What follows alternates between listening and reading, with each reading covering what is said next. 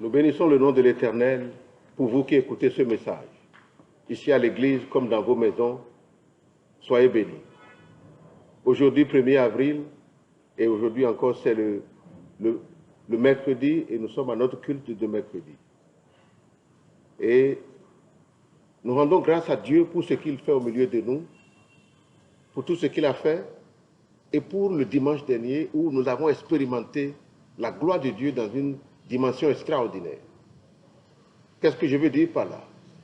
Le dimanche dernier, on n'a pas fait de culte officiellement ici, mais le message est lancé officiellement ici, a été enregistré. Mais le message sur papier est passé dans beaucoup de maisons. Nous avons eu plus de 12 différents groupements de gens qui ont partagé le même message dans différentes maisons. C'est une nouvelle dimension. Alléluia. Et les regroupements, c'est de 1-2 personnes jusqu'à, on a un regroupement qui a rassemblé plus de 22 personnes. Il y a plus de 22. Dans d'autres, c'était 9, dans 8, 12, 4, 5, etc. Donc nous rendons grâce à Dieu pour cette nouvelle dimension où le gospel a commencé à se déplacer pour aller dans les milieux, dans les maisons. Alléluia. C'est une nouvelle dimension. Et nous retournons toute la gloire à l'Éternel pour cette nouvelle dimension. Alors, dans le message qui a été partagé ce matin, nous avons fait le résumé de notre message de spiritualisation de la mentalité pour le mois de mars 2020. Et nous voici maintenant au début d'un nouveau mois.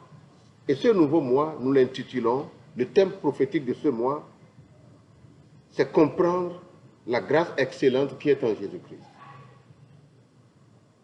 On n'est pas né de nouveau pour décher. On est né de nouveau pour vivre une grâce excellente, pour passer de la famille de Satan à la famille de Dieu. Il dit, il nous a bénis de toutes sortes de bénédictions spirituelles dans les lieux célestes en Jésus-Christ. Donc nous sommes venus dans une dimension où la grâce de Dieu doit se faire sentir dans la vie de chacun de nous. Glory to God. Alléluia. Donc, cette dimension de grâce, nous devons vivre cela. Il y a une grâce excellente en Jésus-Christ, mais c'est pour ceux qui comprennent qu'il y a une grâce et qui vivent cette grâce, qui vont l'exprimer, qui vont vivre cette grâce de manière tangible. Et dans ce message d'ouverture, de comprendre la grâce excellente en Jésus-Christ, qui est le thème prophétique du mois d'avril 2020, je voudrais faire un peu de l'historique pour que nous puissions comprendre exactement de quoi s'agit-il. Je voudrais parler d'Abraham. Abraham est issu, il est l'un des petits-fils de Noé. Vous connaissez l'histoire. Dans la Bible, lorsque Adam et Ève ont péché et le péché est rentré dans le monde était rentré en déconfiture totale.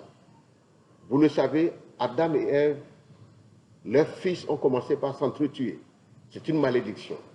La malédiction est rentrée dans le monde par le péché. Il dit le péché entraîne la mort.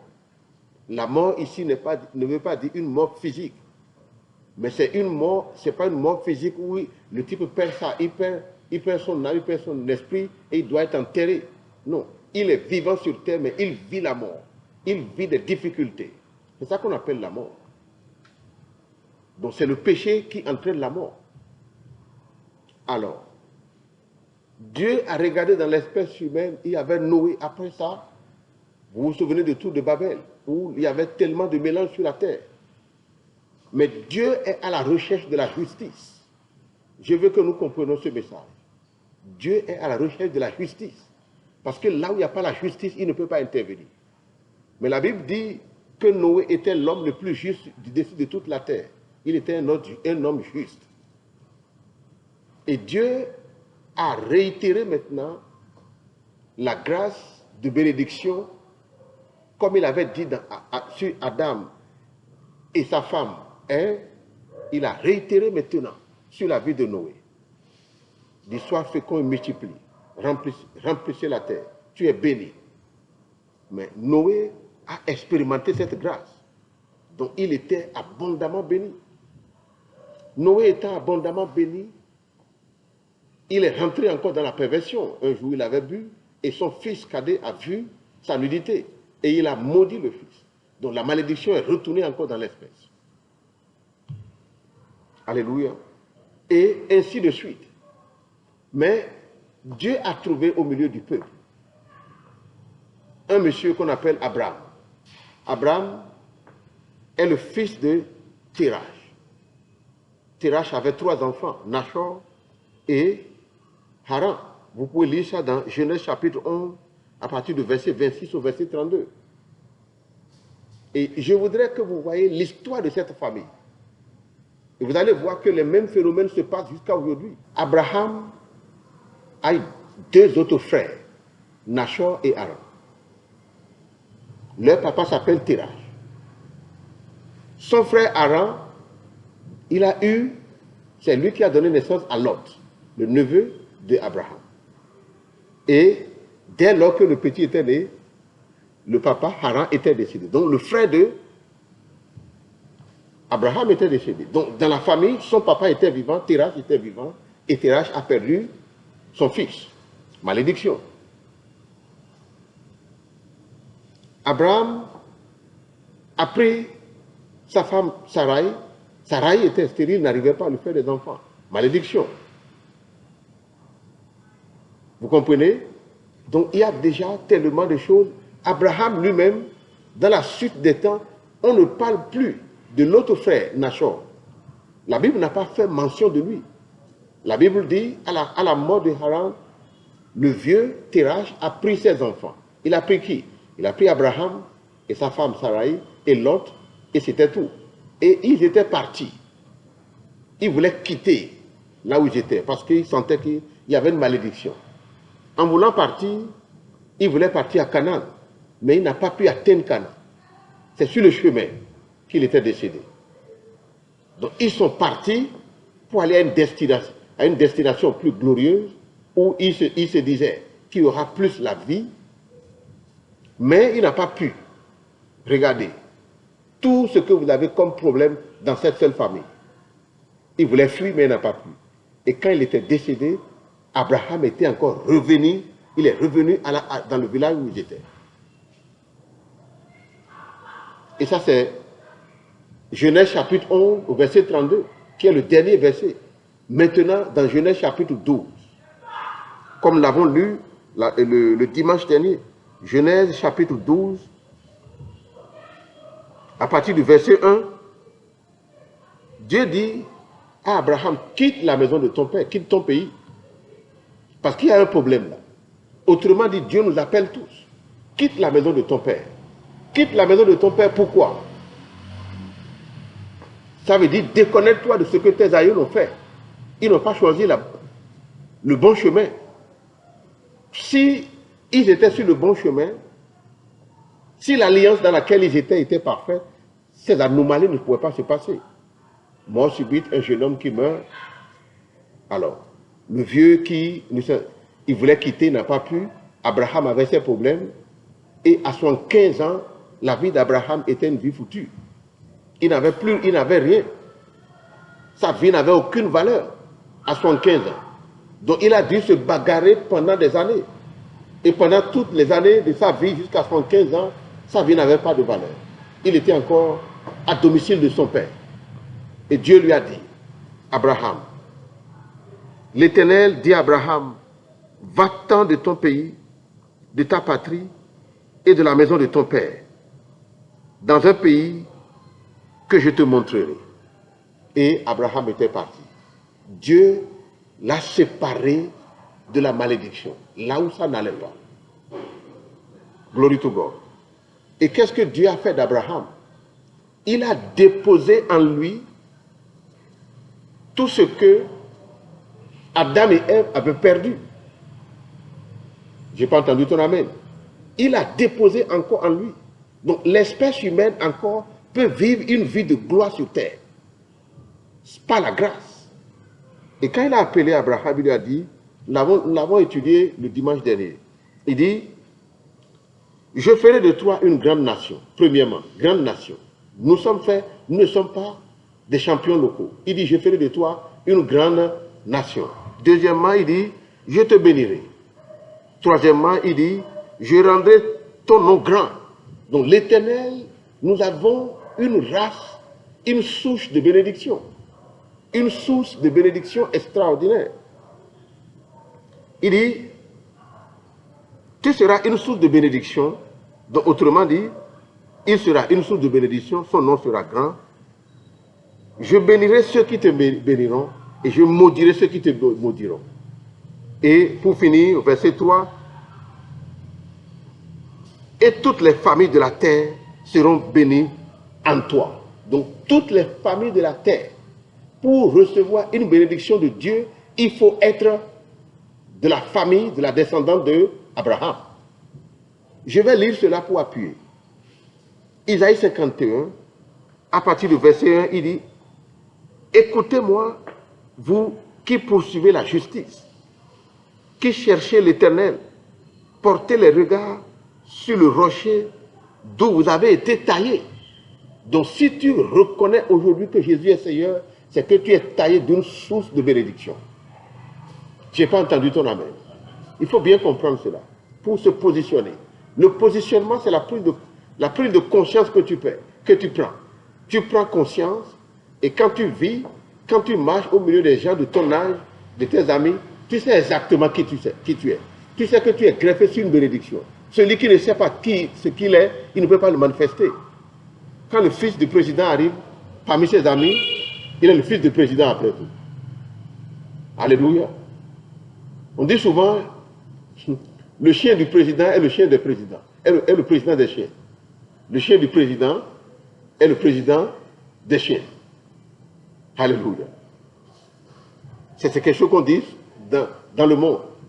Et ça reflète, c'est-à-dire que même son chien reflète. Donc nous sommes de la descendance d'Abraham. Et nous ne sommes pas des chiens. Encore plus, hein. C'est quand nous avons fini de manger, il dit, on ne donne pas à nourrir des enfants aux chiens. Nous sommes des enfants dans la maison de Dieu d'Israël. Je n'ai pas entendu ton amen. La grâce qui est sur nous est abondante. Mais pendant ce mois d'avril 2020, nous allons comprendre en profondeur quelle est cette grâce qui est sur la vie du chrétien né de nouveau. Je n'ai pas entendu ton amen.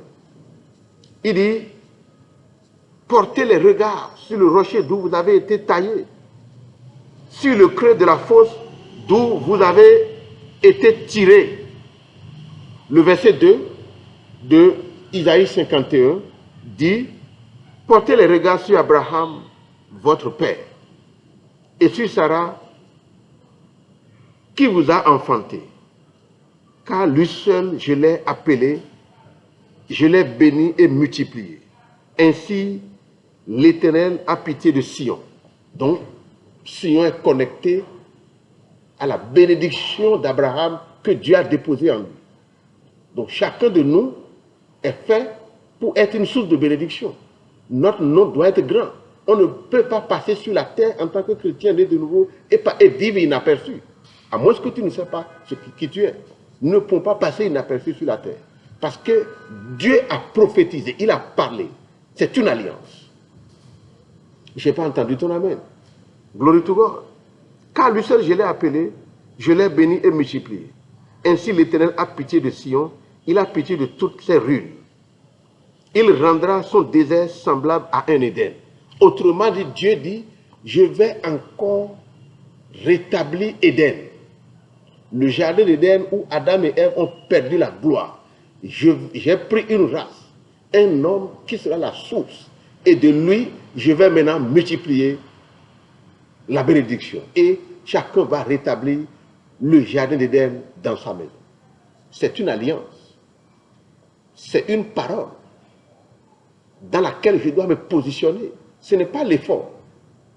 À partir de ce mois, tu vas comprendre. Chacun de nous comprendra. Même moi qui vous parle. Je dépends de l'Esprit Saint. Je ne dépends pas de moi-même. C'est l'Esprit de Dieu qui va nous expliquer la grâce abondante, la grâce excellente qui est en Jésus-Christ. C'est de lui que nous dépendons.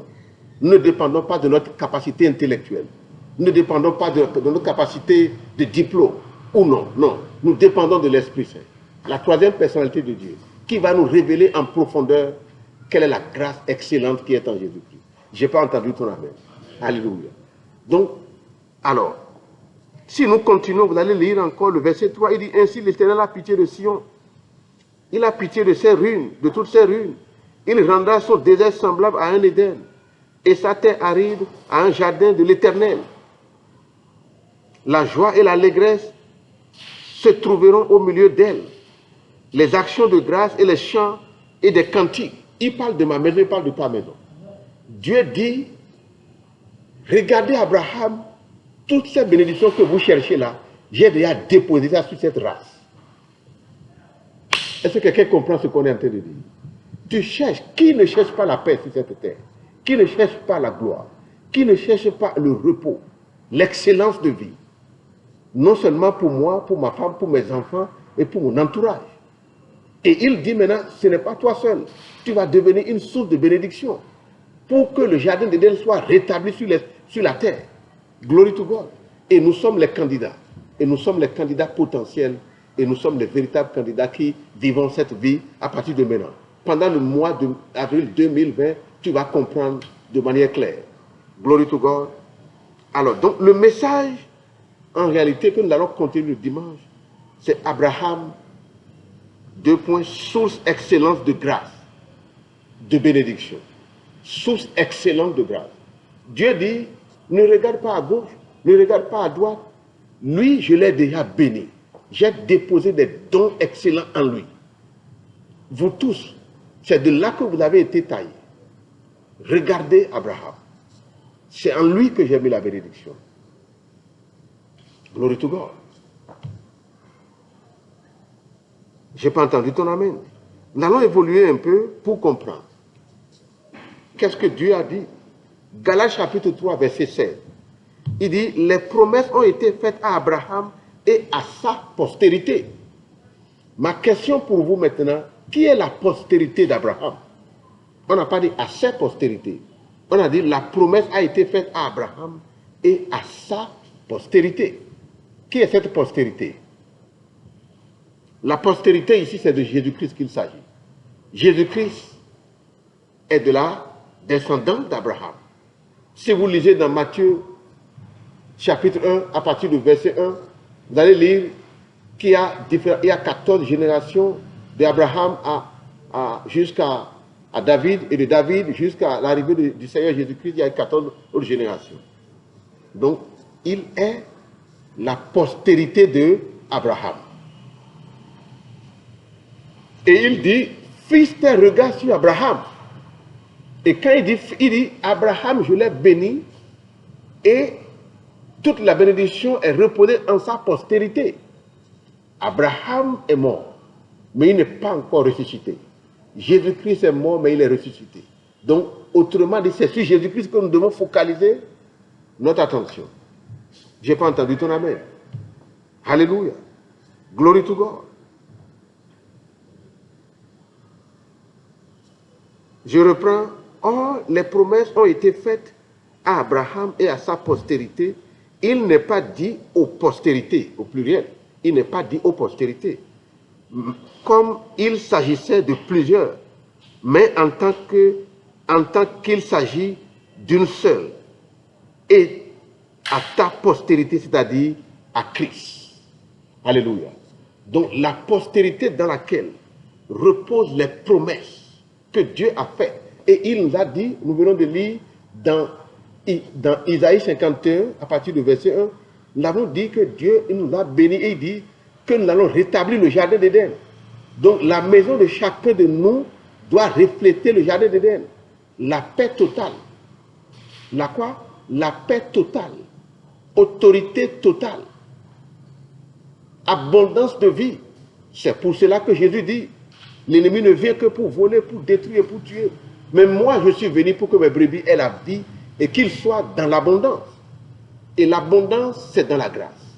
Je n'ai pas entendu ton amen. Alléluia. Galates chapitre 3, verset 29 dit ceci. Nous allons voir clairement quelle est la connexion entre Abraham et Jésus-Christ. Il est écrit, et si vous êtes à Christ, vous êtes donc la postérité d'Abraham héritée selon la promesse. Est-ce qu'on peut acclamer la parole du Seigneur? Alléluia. Glory to God. Alléluia. Il dit, si vous êtes à Christ, regardez la connexion, il dit, de Abraham vous êtes taille. Regardez-lui. Maintenant, Galates chapitre 3, verset 29 dit, si vous êtes à Christ, donc si vous avez le témoignage de Christ, vous êtes donc de la postérité d'Abraham et vous êtes des héritiers selon la promesse qui a été faite à Abraham. Et nous avons lu la liste de promesses qui a été faite à Abraham. Je ferai de ton nom grand, tu seras grand, mais je ferai de toi une nation, je te bénirai. Alléluia. Je rendrai ton nom grand. Ceux qui te béniront seront bénis. Ceux qui te maudiront, ceux qui vont chercher à te maudire, ils auront des problèmes. Ils ne pourront pas. Glory to God. Donc Dieu nous a bénis. Et la bénédiction dont on parle, la grâce dont on parle, c'est une grâce qui est fondée sur la connaissance. Si tu ne connais pas, tu peux passer à côté. Glory to God. Et nous n'allons pas passer à côté pendant ce mois au nom de Jésus. Notre chrétienté va rentrer dans le repos de la grâce. Alléluia. Ce n'est pas l'effort. Abraham ne l'a pas reçu par effort. Il l'a reçu par grâce, par faveur. Alors aujourd'hui, il faut faire très attention, sinon la chrétienté devient un effort. Il faut beaucoup prier. Dieu nous a recommandé de prier. Mais à partir de ce mois-ci, tu vas prendre conscience. La prière que tu vas faire, ce n'est plus une corvée. Il y a les œuvres de la foi et il y a les œuvres de la loi. Alléluia.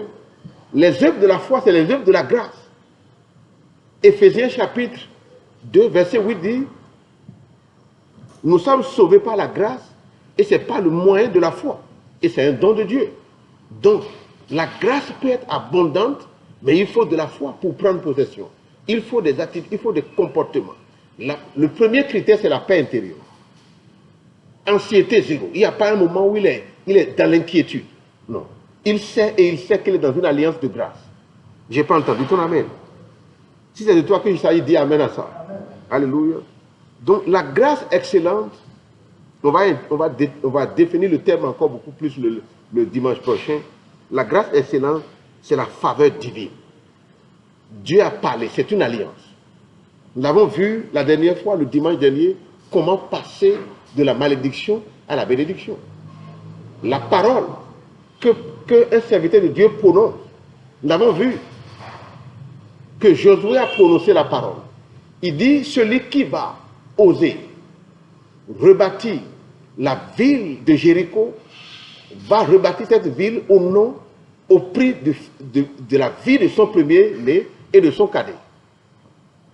De son premier fils et de son dernier fils. Vrai ou faux? Celui qui a tenté 500 ans après, il en est ainsi. Donc ce qui sort de la parole de Dieu, les promesses que Dieu a faites ici, c'est des promesses scellées. Ce n'est pas de la blague, c'est une alliance. Nous avons vu le dimanche dernier aussi que la malédiction, c'est une alliance. Mais donc il faut se positionner. Celui qui ne se positionne pas sur la bénédiction, donc sur l'alliance de la grâce, il est en train de s'échiner. Il vient à l'église le matin, le soir, à midi, tout le temps. Mais il n'a pas encore compris le principe. Il ne vit pas la grâce. Il rejette la grâce. Ce n'est pas la quantité de prière. Nous allons voir tout cela dans le mois d'avril 2020. Et quand nous allons finir ce mois, tout le monde comprendra. Nous l'avons déjà lu, Romains chapitre 3, verset 17 dit quoi? Il dit, qui se souvient de cela? Il est écrit, ceux qui vont recevoir l'abondance de grâce et le don de justice vont rayer. On n'a pas de ceux qui vont beaucoup prier. Ceux qui vont être matures, des chrétiens matures qui vont recevoir la grâce de Dieu, l'abondance de grâce et la justice, c'est ceux-là qui vont rayer sur la terre. Nous savons que Jésus-Christ nous a rachetés. Et il fait de nous des sacrificateurs des rois et nous rayerons sur la terre. Mais la Bible nous dit maintenant, ceux qui vont rayer là, c'est ceux qui vont accepter, ceux qui vont recevoir l'abondance de grâce et le don de justice. Donc, c'est la justice qui est la cause de l'homme sur terre. Et cette justice, il y a la loi pour te montrer que tu ne pourras pas le faire. L'effort personnel ne pourra, il dit, personne ne pourra obéir à la loi. Parce que si tu enfreins à une des lois, c'est que tu enfreins à toutes les autres lois. Je n'ai pas entendu ton amen. Donc personne ne peut prétendre obéir à la loi. Alléluia. Romains chapitre 9, verset 10 dit, et de plus il en fut ainsi de Rebecca, qui conçut du seul Isaac notre père. Car quoique les enfants ne fussent pas encore nés, ils n'eussent fait ni bien ni mal, afin que le dessein d'élection de Dieu subsistât. Donc il y a un dessein d'élection, il y a un dessein, il y a un plan d'élection sur ta vie. Si tu comprends et tu dis que Jésus est Seigneur, ça veut dire que tu fais partie de ce plan d'élection. Si tu ne fais pas partie de ce plan d'élection, tu peux avoir des frères et sœurs de même père, même mère, ça ne veut rien dire. L'un acceptera Christ, l'autre sera en dehors de Christ. Il faut que celui qui a accepté intercède pour lui. Sinon, il ne va pas rentrer dans cette grâce. Mais maintenant, une chose de rentrer dans la grâce, mais une chose de manifester la grâce. Donc la mentalité doit être une mentalité de grâce. C'est un don, c'est gratuit. On n'a pas besoin de travail. Qu'est-ce qu'on appelle la grâce? Une faveur éméritée. C'est pourquoi tu n'as pas travaillé. On dit que nous sommes des héritiers. L'héritage, c'est ce que tu reçois qu'on t'a légué. Tu n'as pas travaillé pour ça. C'est gratuit. Glory to God. Qui comprend ce qu'on est en train de dire? Si tu comprends, est-ce que tu peux acclamer le Seigneur? Alléluia. Acclame le Seigneur, s'il te plaît.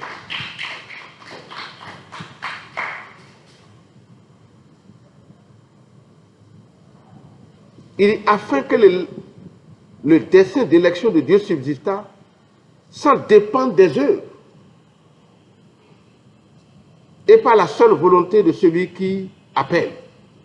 Donc, je ne me suis pas appelé. Christ n'a pas osé s'appeler lui-même. Il a fallu que Dieu l'appelle. Donc, si tu as accepté Jésus-Christ, quel effort tu as fait pour accepter Jésus-Christ? Et là, personne n'a fait aucun effort. La Bible dit que la grâce nous est donnée et ce n'est pas la foi. La foi que tu as eue pour accepter Jésus-Christ et croire en lui, c'est un don de Dieu. De la même manière que j'ai accepté que Jésus-Christ est allé à la croix à cause de mes péchés, je l'ai confessé, de la même manière, je dois encore croire aussi simplement pour rentrer dans toute la bénédiction qui m'a été promise. Glory to God. Alléluia. Il fut dit à Rebecca, l'aîné sera assujetti au plus jeune, selon qu'il est écrit, le verset 13, j'ai aimé Jacob et j'ai haï Esau. Donc il y a un plan d'élection. Je vais entendre quelqu'un dire, il y a un plan d'élection sur ma vie. Je n'ai pas entendu cela. Alléluia. Dis, je suis greffé sur la bénédiction d'Abraham. Pour reproduire le jardin d'Éden. C'est une promesse que Dieu m'a faite. Maintenant, ce mois-ci, je vais le comprendre. Et je vais commencer par vivre cela. Je voudrais faire une analogie. Dans le livre de Matthieu 16, à partir du verset 16, Jésus a dit à ses disciples, qui dites-vous que je suis? Il dit que tu es le Christ, le Fils du Dieu très haut. Il dit, ce n'est pas la chair et le sang qui te l'ont révélé. C'est mon Père qui te l'a révélé. Maintenant, tu deviens Pierre. Simon, c'était la peur, les souffrances. Le mot Simon, dans son explication, signifie Dieu, délivre-moi de mes souffrances. Donc Simon était un homme souffrant, un homme qui valait, mais parce qu'il a reçu la révélation, il est devenu une pierre sur laquelle Jésus-Christ a bâti son église. Deux choses lui sont attachées. Il dit, je bâtirai mon église et les portes de séjour des morts ne prévaudront pas. Autrement dit, pendant ce mois de avril 2020, tu vas recevoir une révélation claire l'Esprit de Dieu va te révéler l'excellence de la grâce qui est en Jésus-Christ. Et tu seras bâti pour véritablement établir dans ta maison le jardin d'Éden. Je n'ai pas entendu ton amen. C'est la compréhension. Il dit, qui te l'a révélé? Parce qu'on te l'a révélé, les portes de séjour des morts ne pourront rien te faire. Deuxièmement, le verset 19 de Matthieu 16, qu'est-ce que Jésus lui dit? Il dit, ce que tu liras sur la terre sera lié au ciel. Je te donne la clé des cieux. Donc, parce que ce mois-ci, tu vas écouter les révélations de la grâce excellente qui sont en Jésus-Christ, cette grâce va se manifester en toi certainement. Et tous ceux qui te verront diront que tu as changé de niveau. C'est l'illumination. C'est le Saint-Esprit qui va te l'expliquer. Et tu vas commencer par nager dans la grâce. Naviguer dans la grâce. Dans une grâce abondante. Glory to God. Il dit tout ce que tu touches prospère. Tout ce que tu fais prospère. Abraham était riche. La Bible dit Abraham était riche, il était fort riche. Abraham combattait des nations, il gagnait. Il combattait des royaumes en tant que lui seul. Avec son armée. Abraham avait il avait son arsenal. Ses arsenals de guerre, il avait son équipe de gens bien formés. 350, plus de 300 militaires étaient à son service. C'est une bénédiction. Combien de gens sur la terre aujourd'hui ont une armée personnelle? Il peut y avoir un garde-corps, d'accord, mais une armée, 300 personnes, et c'est lui qui les nourrit. C'est une bénédiction, ça. Alléluia. Glory to God. Donc nous sommes de la même grâce. Donc c'est une grâce. Je n'ai pas entendu ton amen. Romains chapitre 4, verset 13 dit, en effet, ce n'est pas par la loi que l'héritage du monde a été promis à Abraham et à sa postérité. Ce n'est pas par la loi. La loi, vous connaissez, c'est la malédiction. La loi n'a été qu'un pédagogue pour nous amener dans la grâce. La loi, c'est que celui qui est chrétien et qui marche encore dans la loi, il est un chrétien charnel. Il pense que par ses efforts, il est tout le temps en train de combattre, ce qui n'existe pas. Parce qu'il n'a pas encore compris que le combat est déjà gagné par Jésus-Christ à la croix. La grâce te met au repos. Et pendant ce mois d'avril 2020, je prie l'Éternel des armées qu'il t'illumine puissamment et que tous tes échouements viennent à la fin pendant ce mois au nom de Jésus. Alléluia. Glory to God. Je n'ai pas entendu ton amen.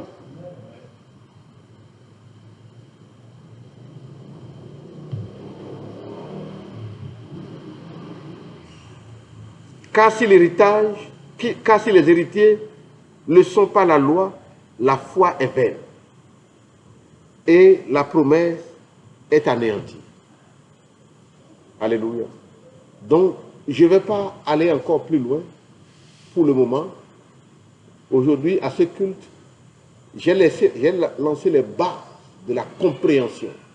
Une chose est d'être né de nouveau. Mais une chose est de savoir se reposer à l'ombre de Tout-Puissant. Il dit, celui qui demeure sous l'abri du Très-Haut repose à l'ombre de Tout-Puissant. Mais l'autre chose est de continuer à s'échiner pour manger. Il dit, il donne à ses bien-aimés même dans leur sommeil. Il bénit ses bien-aimés même dans leur sommeil. Nous devons rentrer dans ces grâces. Si la prière, des veillées de prière sur veillées de prière, les prières de 0 heure à 1 heure sont source de bénédiction, les chrétiens nés de nouveau seraient plus bénis que tout le monde. Alléluia. Mais c'est la compréhension. On dit ceux qui vont rayer, c'est ceux qui vont recevoir. Alléluia. Ils vont recevoir quoi? L'abondance de grâce et le don de justice. Donc nous allons travailler beaucoup ce mois-ci. La grâce, qu'est-ce que c'est? Dans les thèmes tangibles. La justice. Élément fondamental.